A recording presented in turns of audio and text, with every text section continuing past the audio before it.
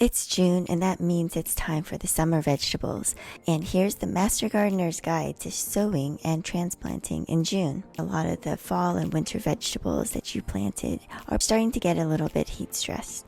And this is the time when you can start to switch over to those summer vegetables. You have to be careful that if you're going to plant some of those really heat-loving vegetables, you might want to keep them in a greenhouse to get your seeds up and running and to seedlings that you can plant outside as soon as it gets warm. Let's get started with all those plants that you can sow or transplant. Starting out with beans, there are lima beans, which are super wonderful when you can get them fresh. You can even get fava beans, which aren't necessarily in this category, but fava beans also grow really well in Southern California, like they grow in Italy where the temperatures are warm, and you can wind up with really fresh beans that you just can't get in the store. Now the snap peas, or any green beans or other types of beans, you can have wax beans, which are really just the yellow version of green beans. And then there's many different varieties of purple beans. I particularly like the long potted Thai purple beans.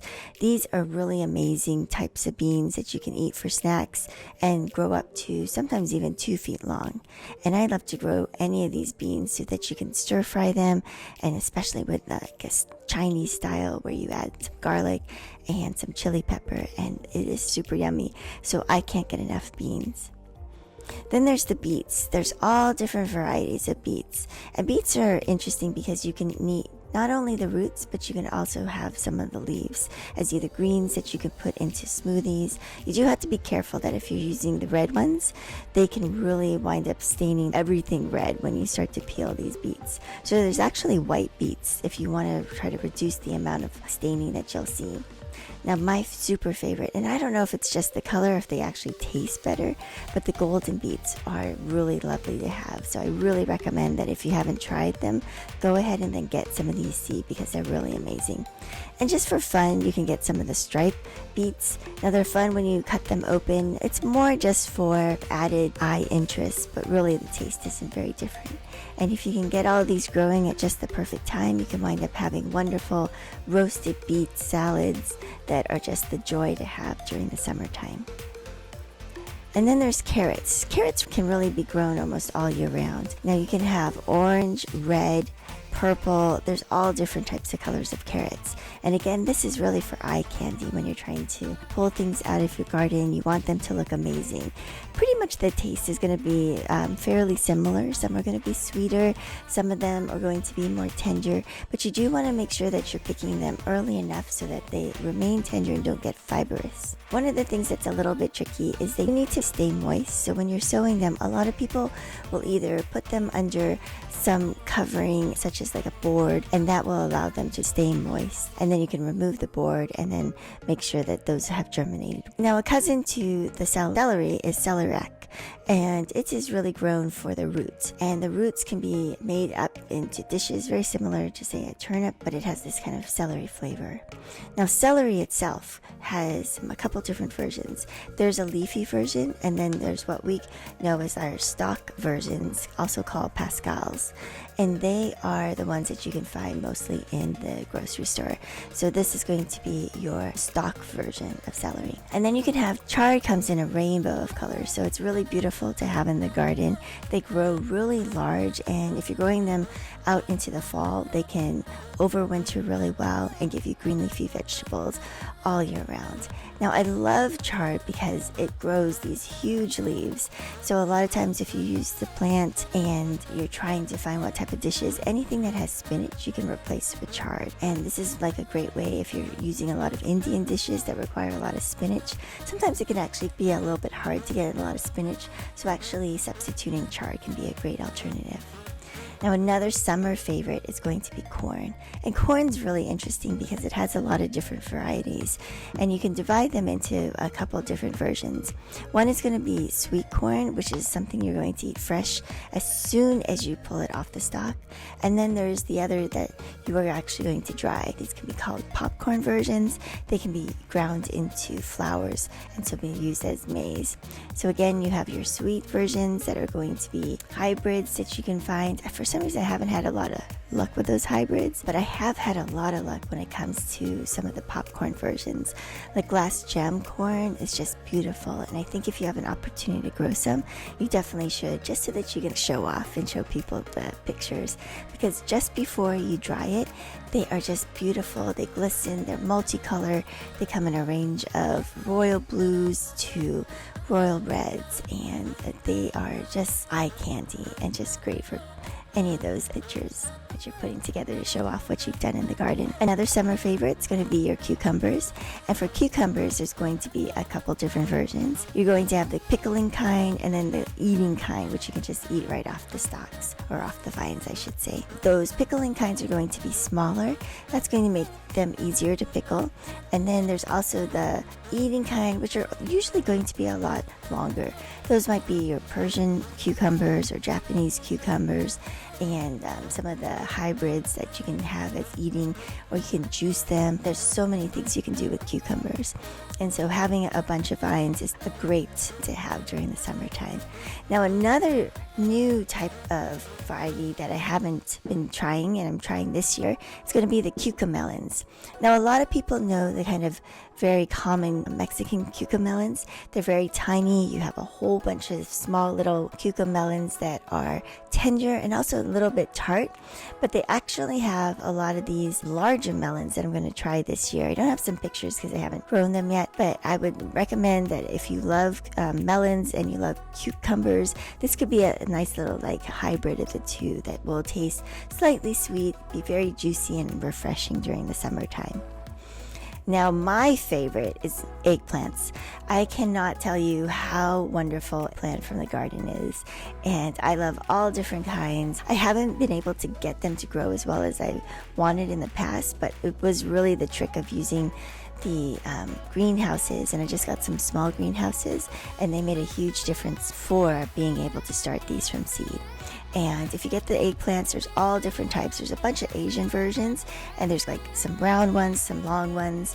Some of the round or oblong ones are going to be like your black beauties. They are just huge, and something that you can use to make, say, eggplant parmesan, or if you want to make a lasagna that has eggplant as some of the layers, those are going to be really great to have these long oblong ones. There are technically round ones, just like cue balls. Those are really interesting. I always wonder if that's like the best use of your garden. I'm trying some this year, so I'll let you know how that goes. And then those Asian ones that I was talking about are just very common if you want to have some stir-fried eggplant. They get creamy and soft and juicy. I can't say enough about those eggplants. And then just so you know, there are all different types of versions in terms of the colors.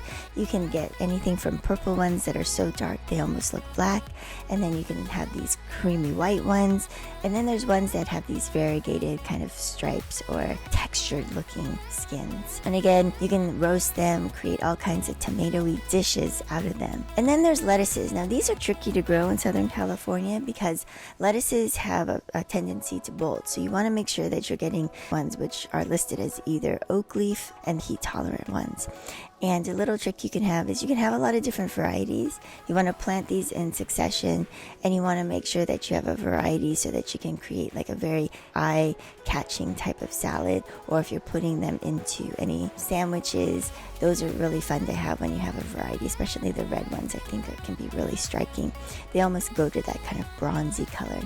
And some of these varieties that I found on the Botanical Interests website are Black-Seeded Simpson, Great Lakes, Ice Queen. There are Little Gems, Marvel of Four Season, New Red Fire, Paris Island, Red Sails, which is the one that I really get and are growing in the garden, Rouge de Hiver, if that's the way you pronounce it, and then the salad bowl kind of blends are also usually heat tolerant.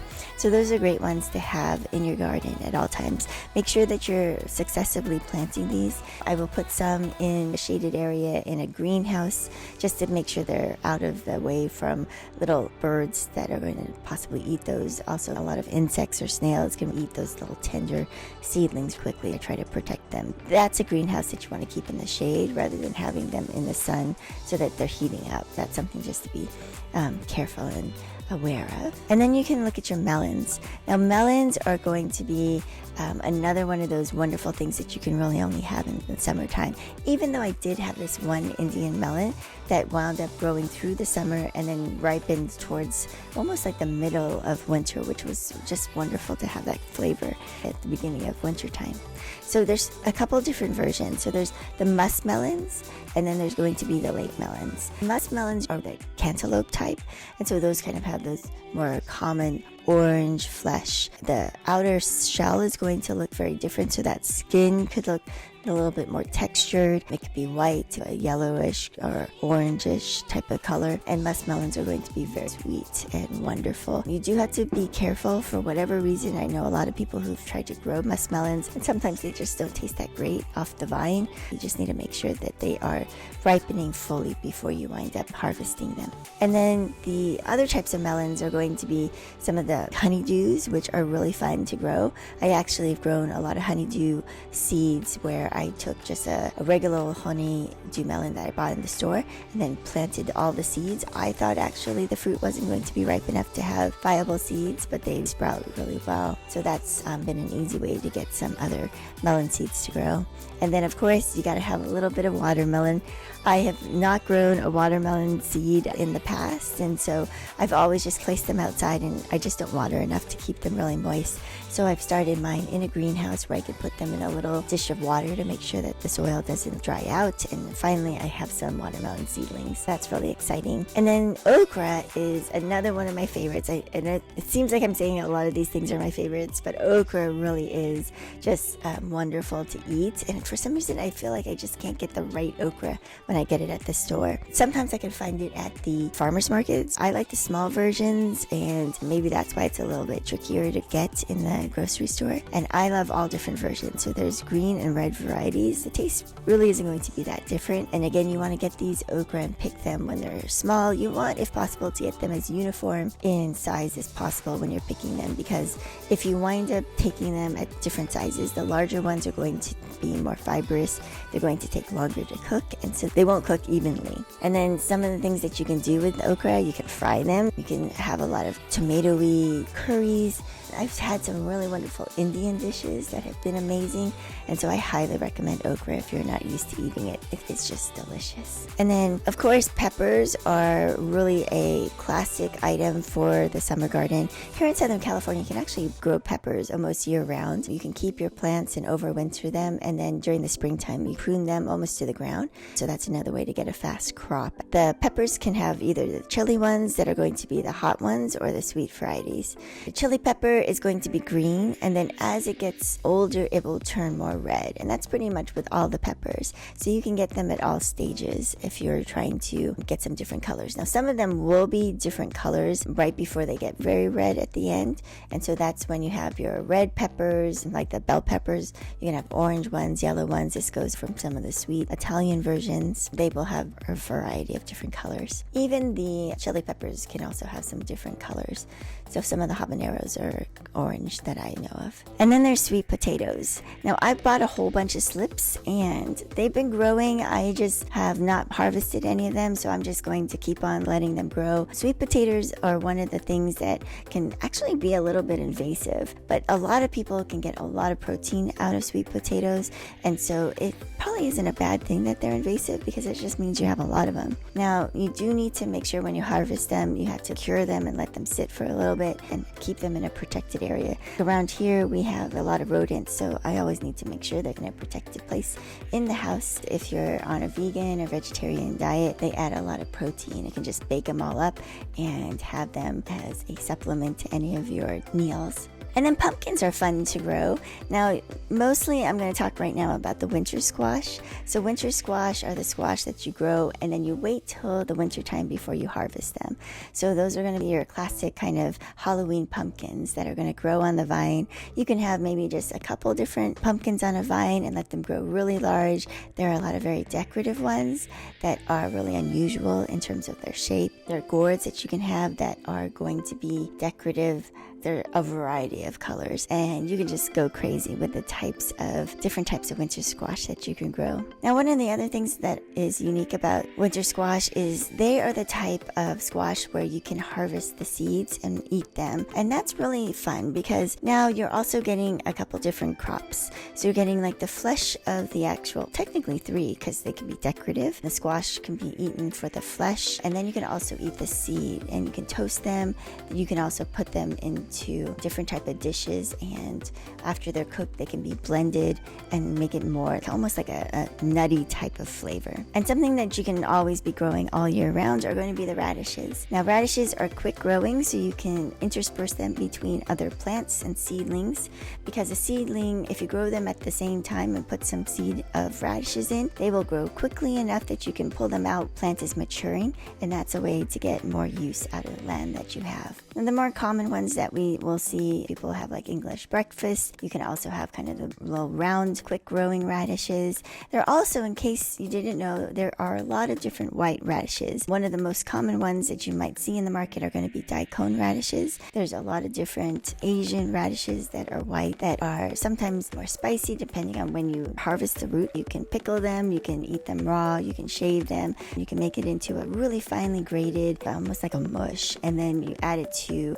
say, a soup, and it gives it a nice, wonderful kind of texture. Now, something I haven't been growing, which I will probably do at some point, is New Zealand spinach. Now, this is one of the kind of classic permaculture type of plants to have because it grows all year round. It winds up self-seeding, so it's a perennial, really a wonderful addition to any garden. They do grow well in Southern California. I also wanted to add some summer squash that are really fun to grow, because summer squash are great because you can eat not only the squash itself but also the flowers. Now, these come in a variety of colors. You can have a very dark green, you can have a light green, and the yellow versions. You can also have a lot of these kind of patty pan type of squash that are round. The flavors aren't too different, and if anything, if you want a creamier type of squash, you may want to go ahead and then use some of the longer, bigger ones rather than the smaller ones. But the smaller ones are very cute to add to a dish, and you can pick them young and they'll be more tender. And again, the squash blossoms are a great addition if you want to either steam them,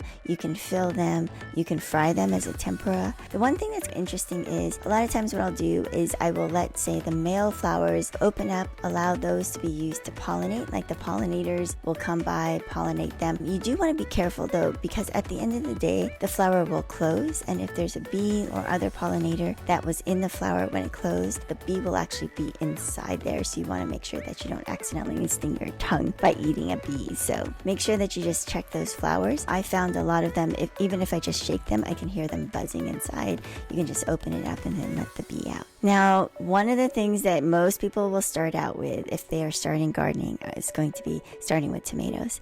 And you can sow or transplant these. Now, in Southern California, most people, well, I shouldn't say most people, a lot of people start their seed way back in somewhere between December and January. You need to make sure that they have some bottom heat, and that means that you're going to have plants that you can have and transplant them out even as early as March. But you can still buy seed and transplant seedlings if you're buying those right now in June and summertime. You won't get a crop that's great if you grow tomatoes late in the summertime, so you do want to make sure that you're trying to get them in as early as possible. And so if you can, get some seedlings and then transplant those if you want to make sure that you get a crop this summer. Otherwise, if you plant late in the summertime, I've actually had some that overwinter, and then you're getting crops as early as February. So I think that's another great way to be able to see what works in your area. I use some of those Siberian versions, but I've also had some that are not necessarily grown high in the northern hemisphere, but you can try it and experiment. So there are a couple different major categories of tomatoes. You can have a large, or you can have the cherry varieties. If you're trying to overwinter, cherry varieties are probably going to be your best bet. They can actually give you crops throughout the winter time, at least here in Southern California. You can have the golden ones, yellow ones. They can be bright red. They actually can be fairly large. The fun thing about having them as cherry tomatoes is you can have these these long little vines that have just a spray of different cherry tomatoes. And you just eat them whole. You can eat them right off the vine. Some of the ones that I have right now are smaller than dimes, and they are super yummy. You get a lot of skin, so it's not ideal, but they are just super sweet and pop in your mouth. Now, here's a variety of different colors. Now, I did mention all the cherry versions will have a lot of different colors. Same for your beefsteak, your heirlooms, your large tomatoes, so your slicers. You can actually pick any of these varieties when they're green, and they're just going to be a little bit tart. They're going to be more firm. You can fry them. You can eat them green. Go ahead and eat them at all different times. They're very fun to experiment with. And of course, what I like to do is get some of these, roast them. They are super yummy. You can have them in some olive oil. They can actually keep really well if you've roasted them and keep them in the fridge. You can add them to different types of sandwiches, all kinds of dishes, especially if you have any Italian dishes that you're adding a lot of things to your pasta. Some roasted tomatoes are just lovely. They add a little bit of sweetness and sometimes a little bit of tartness. It's a wonderful time to think about going out and gardening, so I hope you go out there and grow something. And this has been Roberta with Living the Urban Farmer Life.